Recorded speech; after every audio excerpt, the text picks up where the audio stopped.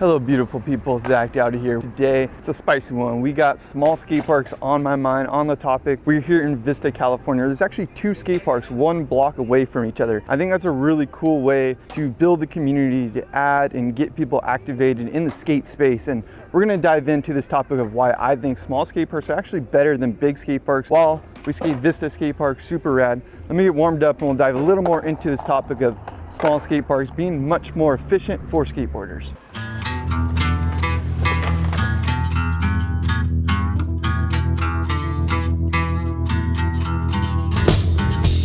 Now, before we go into the specifics of my subjective opinion on this topic, give you a little tour of this park and why I think it's really cool. They got this bank area over here, which is almost like a spot. It's like training at the bottom, then goes to bank, and then it has this like flat metal surface on top, which is really rad. And they have these two tranny hubbas. There's hubbas on one side and the other side has transition, and then they drop off. I think that is really cool, really unique obstacle. I haven't seen that in many skate parks, so it definitely offers something that isn't available in other places. In every video, I'm always talking about flat space in skate parks. I think it's really important for beginners, for pros, professionals, it doesn't matter. You need more empty space because pushing, you just need that. You need flat ground tricks, things like that. So this skate park doesn't have a lot of flat ground space, but they made it work. Like there's a nice empty area up here, as you can see. They got their flat rails and the bumps to ledges and stuff like that. So as much as there isn't much empty space, the flow worked out so well that they have three different levels. You have this top level, a down level, and then another level up there. And the little levels and the way that they've made everything has a really nice flow, even though there's not much flat ground. We need to build a spot like this, a DIY spot just like this somewhere. They have the basics, the essentials. So they got the flat rails. They also have a curb right here. They got the transition, they got the hips, they got the unique obstacles. So that's a good point that I want to address. In this little skate park, they kind of did everything that you really need to have a good time. I think this skate park is a perfect example of not using cookie cutter obstacles. Like everything is pretty unique. Like they obviously took an A-frame and then they made it so it's angled so you can only skate it one way, and it's also a hip, it's also a gator gap. Like there's multiple ways to skate every obstacle here, and that's what I noticed. Like even the flat rails have a jam in front of them, so everything is multi-purpose. And I think that's really important with skate parks in general, not making it too linear, one way to skate it, but multiple different creative ways to skate it. For example, the super steep quarter pipe right here, it's got a hip over here, and then another sort of like bank obstacle right here. Like there's no right or wrong way to skate this. And that's an important thing with skateboarding in general and skate parks.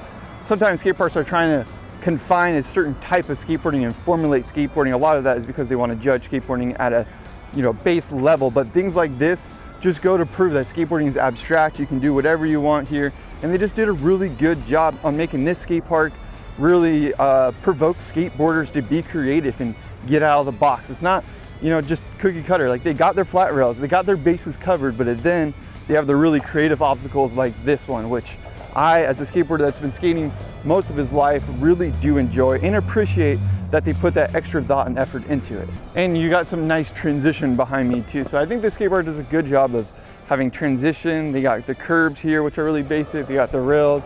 They have gnarly obstacles, beginner obstacles, an obstacle for every type of skateboarder, no matter your level of skateboarding or your creativity in skateboarding. And I think that's why these small skate parks end up being better, because they have to think harder about it. It's not a big space, a big area that they're trying to fill, like a void they're trying to fill. They don't need to worry about filling a void. They need to worry about optimizing that space so much more. So most of the times, these smaller skate parks, they cut off more and less is more. And a lot of times, because they're just thinking about it from a more skateboarder's perspective, a design perspective, and how to enjoy it without having every single obstacle. Because I think when you try to put every single obstacle into a big skate park, it ends up being nothing. That's a common theme. Like you go to those huge skate parks like Linda Vista. I don't have anything against it, but at the same time, I don't go there because I just don't enjoy it. It's very linear, everything's obstacle driven, where here, you can just be more creative. I think I enjoy skateboarding in general in a space like this a lot more.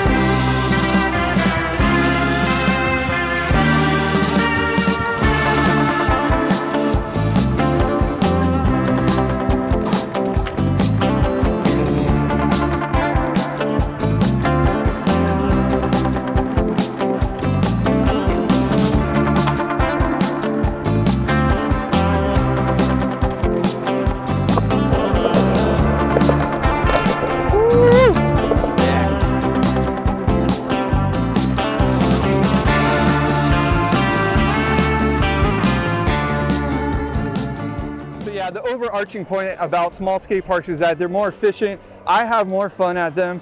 I think especially when they're designed like this skate park where every little obstacle has their little nooks. Like even the manual pad over there is something special. It's round, it's in the right cool area. Ledges over here, DC ledges, just everything is thought out more. And I just think skate parks that have more thought into them and aren't just a big space and try to cram everything into them are a lot more enjoyable. So I hope you guys enjoyed this video. Make sure you smash that like button if you did. Subscribe if you're not already, and we'll see you in the next one. Mash.